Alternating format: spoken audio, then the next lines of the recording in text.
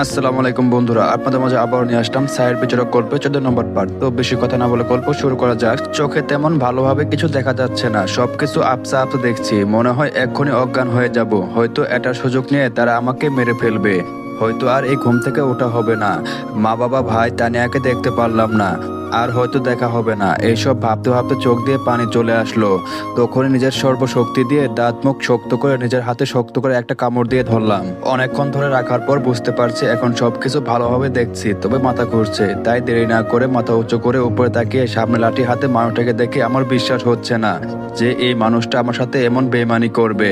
তাকে নিজের ভাইয়ের মতো ভাবতাম, অথচ সেই মানুষটা আমার সাথে বেইমানি করলো। আমি কাঁপা কাঁপা গলায় বললাম, জিসান তুই? জিসান বলল, আমি এখানে। আমি বললাম, তুই আমার সাথে এমনটা করতে পারলি? আমি তোকে নিজের ভাইয়ের মতো মনে করতাম। জিসান বলল, কিন্তু নিজের ভাই তো আর না।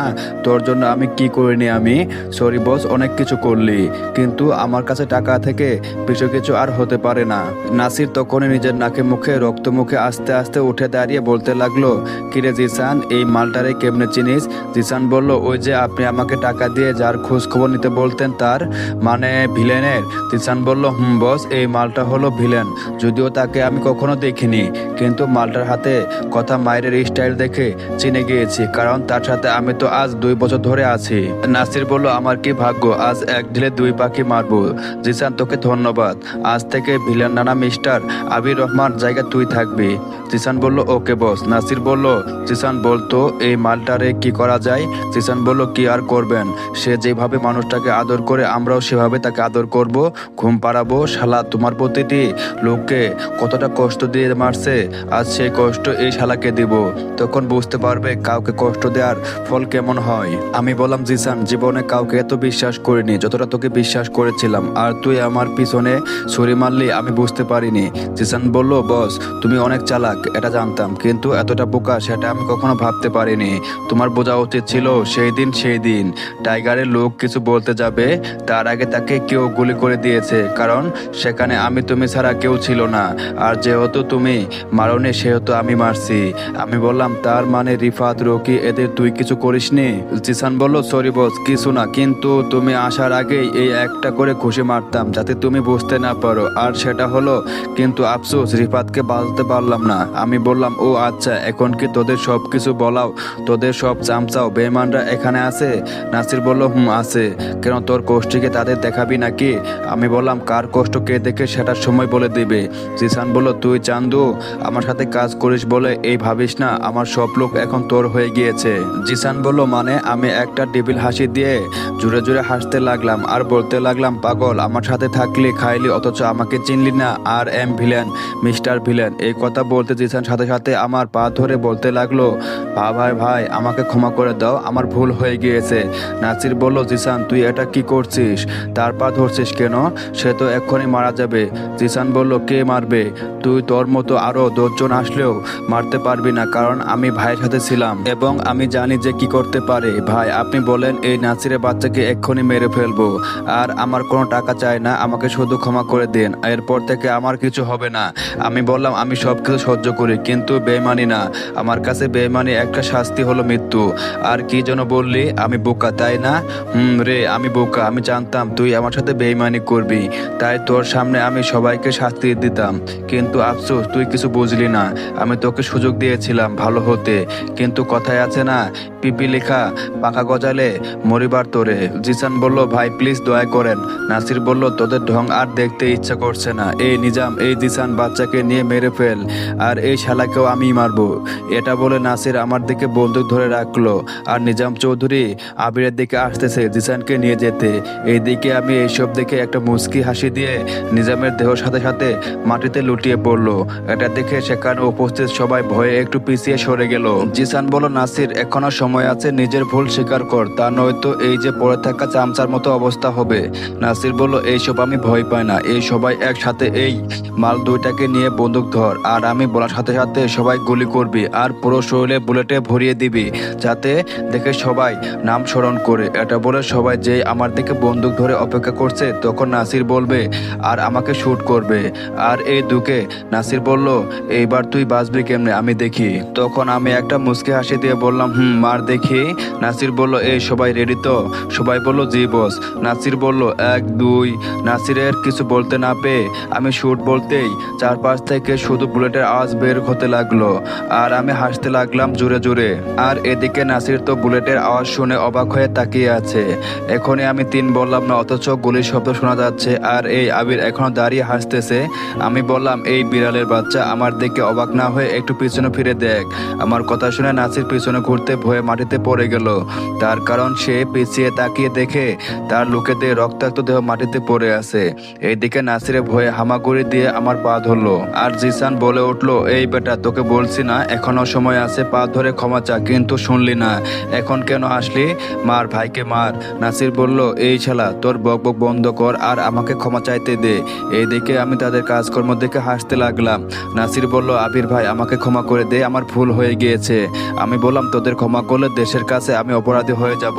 জিসান বলল, না ভাই, আমাকে ক্ষমা করে দাও, আমি না তোমার ছোট ভাই। আমি বললাম, ভাই তো আর না, তাছাড়া নিজের ভাই হলেও ক্ষমা নাই। তোর এই দুজন বিশ্বাসঘাতক। এদিকে তাদের সাথে কথা বলছি আর আমার হালকা করে মাথা ঘুরছে। আমি বুঝতে পারছি আমি বেশিক্ষণ দাঁড়িয়ে থাকতে পারবো না।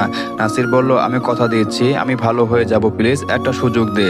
জিসান বলল, ভাই একটা সুযোগ? আমি বললাম, তোদের সাথে কথা বলার টাইম নাই, তোদের বাঁচিয়ে আমি অপরাধী হতে পারবো না। গুড বাই, সকল বাপের হিসাব না হয় মাটি নিচে গিয়ে দিবি। এটা বলতে দুজনকে মাথা গুলি করতে তারা মাটিতে পড়ে গেল। এই বাড়িতে শুধু আমি এখন একা দাঁড়িয়ে আছি, আর চারপাশে একবার তাকিয়ে দেখি শুধু রক্তাক্ত মাখা দেহ পড়ে আছে। এইসব দেখে আমি একটা হাসি দিয়ে বললাম, আমি ওই ভিলেন যে খারাপ মানুষের জন্য খারাপ আর ভালো মানুষের জন্য ভালো। আমার কাজে যে বাধা দিবে সেইভাবে মাটিতে লুটিয়ে পড়বে।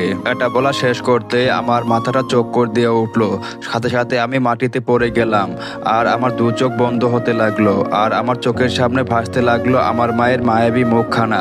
নিজের অজান্তে বলে উঠলাম, আম্মু আম্মু, একটু কোলে নাও। এটা বলে জ্ঞান হারালাম। তারপর আর কিছু মনে নেই। নিজের বুকের মাঝে ভারী কিছু অনুভব হতে আস্তে আস্তে করে চোখ খুললাম, আর চারপাশে তাকিয়ে বোঝার চেষ্টা করলাম আমি কোথায়। এখন আমি হাসপাতালে আছি, কিন্তু আমার বুক এত ভারী কেন? এটা ভেবে আমি বুকের দিকে তাকিয়ে দেখি তানিয়া আমার বুকের উপর আরাম করে ঘুমাচ্ছে। কি সুন্দর মায়াবী চেহারা, দেখলে এই প্রাণ জড়িয়ে যায়। ইচ্ছে করে সারা জীবন এমন ভাবে তাকিয়ে থাকি। তানিয়াকে কখনো এমন ঘুমন্ত ভাবে দেখিনি। আজ দেখে আমি তো তারপর ক্রাশ খেয়ে গেলাম। ইস আল্লাহ, যদি এই সুন্দর মুহূর্তের সময় এটা সারা জীবন অফ করে দেয়, তখন আমি তানিয়ার দিকে এমন ভাবে তাকিয়ে থাকবো, আর তানিয়া আমার বুকে সুন্দরভাবে ঘুমাবে। এইসব কিছু এক দৃষ্টিতে তানিয়ার দিকে তাকিয়ে ভাবছি, আর এদিকে আমার শরীরে হালকা নড়াচড়া করতে তানিয়া ঘুম ভেঙে গেল, আর সে তাকিয়ে দেখে আমি তার দিকে এক ধ্যানে তাকিয়ে আছি। তানিয়াও সেই সুন্দর মুহূর্তে মিস করতে চায়নি, তাই সে আমার বুকে তার থুতনিটা রেখে আমার দিকে অপলক দৃষ্টি তাকিয়ে আছে। আমরা এখন একে অপরকে দিকে তাকিয়ে আছি, কারো কোনো কথা নেই। উফ, সরি, আমি ভুল সময় এসে পড়েছি। হঠাৎ করে কেউ দরজার পাশ থেকে উপরে কথাটা বলতে আমার ধ্যান ভেঙে গেল, আর তানিয়া লজ্জায় আমার বুক থেকে মাথা সরিয়ে সুন্দর করে বসে পড়লো, আর মনে মনে গালি দিচ্ছে। তানিয়া বলল, রাফির বাচ্চা, তুই আর সময় পেলি না রুমে আসার?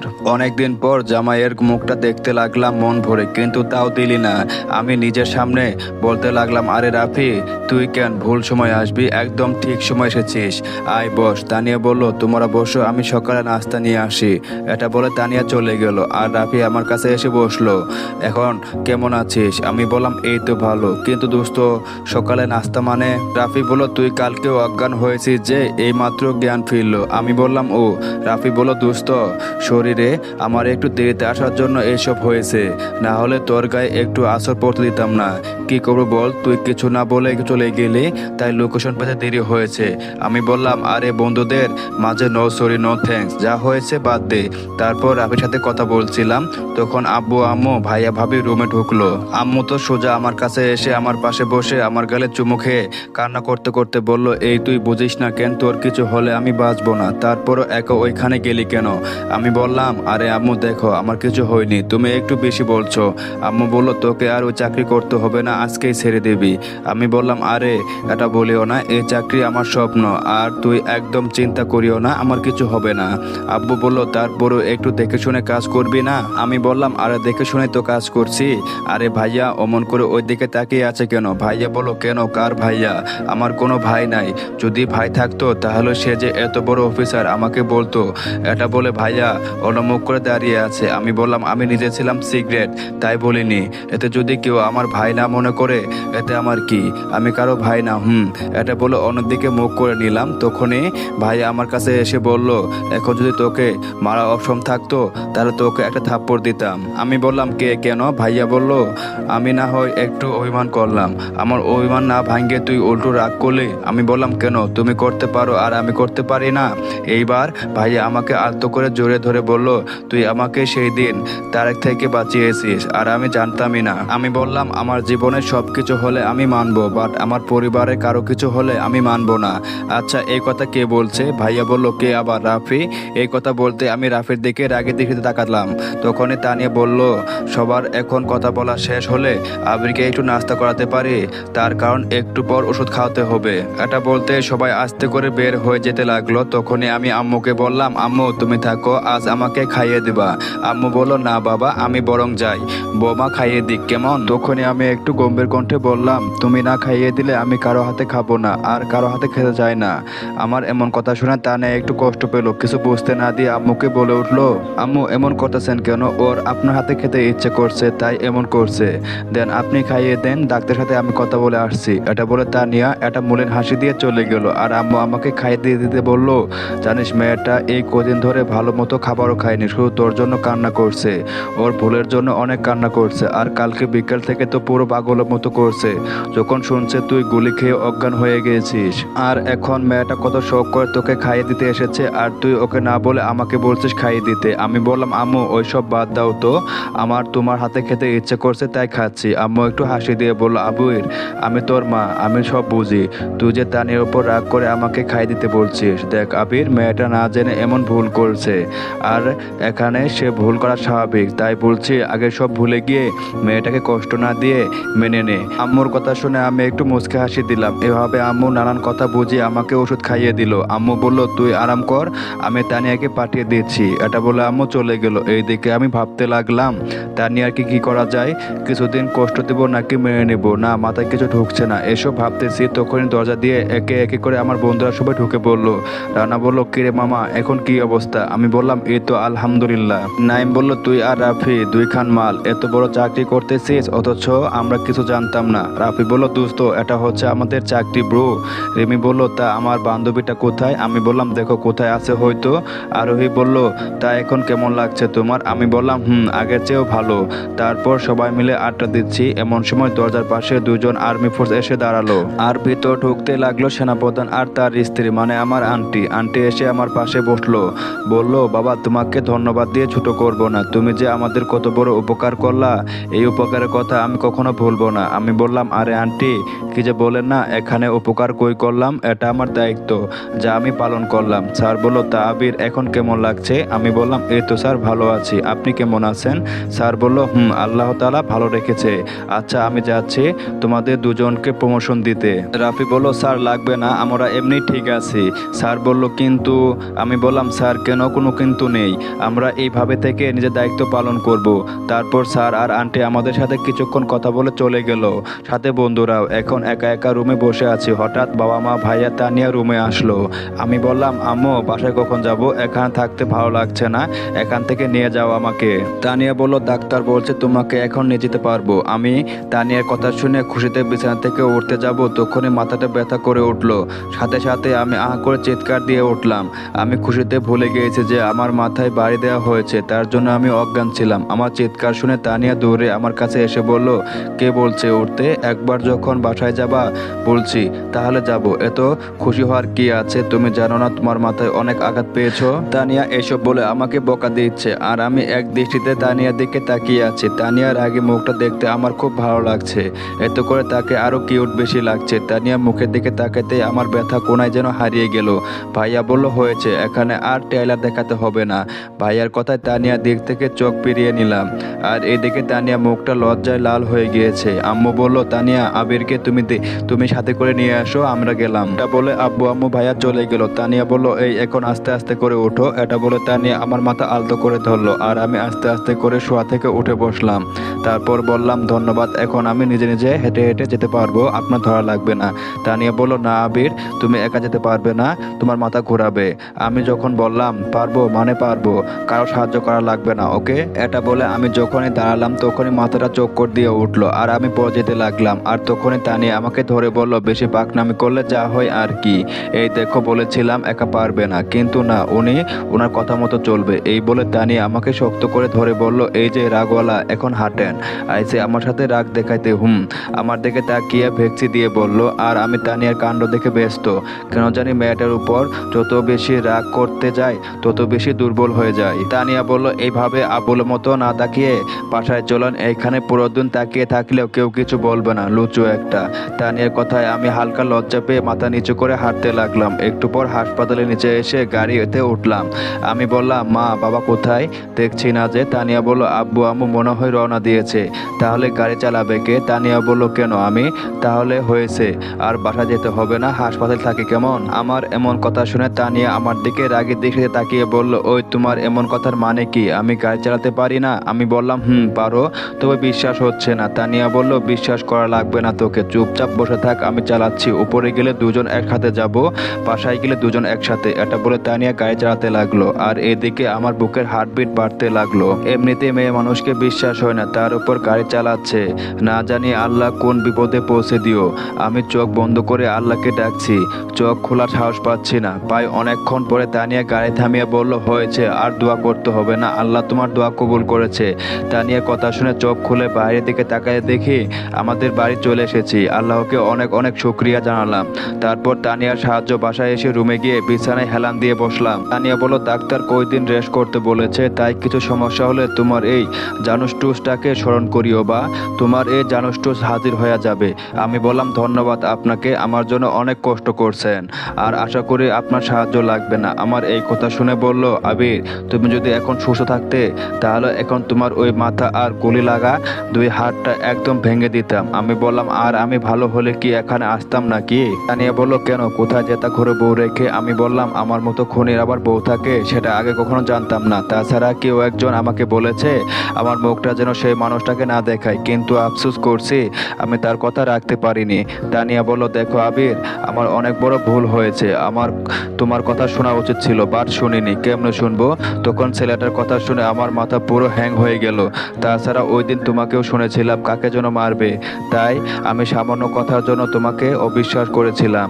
আমি আবারও বলছি, আমাকে ক্ষমা করে দাও আবির, আমার ভুল হয়েছে। তানিয়ার কথা শুনে আমি না শোনার ভান করে এক হাত দিয়ে ফোন টিপতে লাগলাম, এমন ভান করছি যে আমি তার কথা শুনতে পাচ্ছি না। আমার এমন ভাব দেখে তানি আমার দিকে রাগী দৃষ্টিতে তাকিয়ে বিড় করে বলল, ভুল করেছি, ক্ষমাও চেয়েছি, এখন যদি ভাব দেখাও এতে আমার কি করার আছে? কয়দিন যাক, ভালো হয়ে নাও, তারপর আমার খেলা দেখবা। এটা বলে হন হন করে চলে যেতে লাগলো। আর আমি তানিয়া যাওয়ার দিকে আর চোখে তাকিয়ে হাসতে লাগলাম। জানো, অনেক জ্বালিয়েছো, এখন আমি জ্বালাবো তোমাকে। এটা বলে আমি আবার ফোন টিপতে মন দিলাম। অনেকক্ষণ পরে তানিয়া রুমে এসে দেখে আমি এখনো ফোন টিপতে মগ্ন। তাছাড়া আমি আর কি করতে পারি? এদিকে আমি তানিয়ার উপস্থিতি টের পেয়ে ফোনের দিকে তাকে মুচকে মুচকে হাসতে লাগলাম, যাতে তানিয়া রাগাতে পারি। আমার হাসি দেখে তানিয়া বলে উঠলো, এই যে মিস্টার, ফোন টিপা বাদ দিয়ে আসেন, ফ্রেশ হয়ে নিন। তানিয়ার কথা শুনে আমি তানিয়ার দিকে না তাকিয়ে বললাম, আমি এখন ফ্রেশ হব না, এখন আমি বিজি আছি। আমার এমন কথা শুনে তানিয়া রেগে বলল, বিজি আছি মানে? ফোনের মধ্যে এমন কি আছে যার জন্য আপনি বিজি আছেন? আমি বললাম, অনেক কিছু থাকতে পারে, তাতে আপনাকে বলতে হবে নাকি? তানিয়া বলল, ওই আমি তোর বউ, আমাকে সব কিছু বলতে হবে। আর আপনি কি? আপনি থেকে এখন থেকে তুমি করে বলবে। আমি বললাম, কেউ একজন বলেছে আমি নাকি কারো স্বামী হওয়ার যোগ্য না, তাছাড়া আমি কাকে কি বলে ডাকবো সেটা আমার ব্যাপার। আমার কথা শুনে তানিয়া রেগে আমার দিকে এসেও আমার কলা ধরেও ধরলো না, বলছে, ইচ্ছা করছে এক্ষুনি মেরে সোজা করে দিতে, কিন্তু বেঁচে গেলে ওষুধের জন্য। দুপুর হয়ে গেল, ফ্রেশ হতে হবে, আমি তোকে ফ্রেশ করে দিচ্ছি। আমি বললাম, আপনি কেন ফ্রেশ করিয়ে দিবেন? আমি কি নিজে নিজে পারি না ফ্রেশ হতে, নাকি আমার হাত পা নেই? আমার কথা শুনে তানিয়া দাঁত বের করে একটা জোরে হাসি দিল। আমি বললাম, হাসতেছেন কেন? আমি কি কোনো জোকস বললাম? তানিয়া বলল, দাঁড়াও একটু হেসে নি। আমি তানিয়ার হাসি দেখে বললাম, মুখ বন্ধ করে হাসেন, তা না হলে মাছি ঢুকে যাবে মুখে।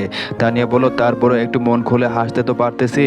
আমি এই বছরের সেরা জোক শুনলাম। আচ্ছা, একবার নিজের দিকে তাকিয়ে দেখছো শোনা?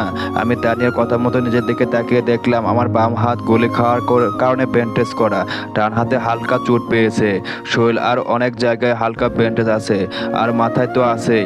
এসব দেখে তানিয়ার দিকে আবুলের মতো তাকিয়ে বললাম, দেখলাম, কি হয়েছে? তানিয়া বলল, যে কিনা নিজের হাতে খাবার খেতে পারবে না, অন্যের সাহায্য ছাড়া চলতে পারবে না, সে কি আবার ফ্রেশ হবে?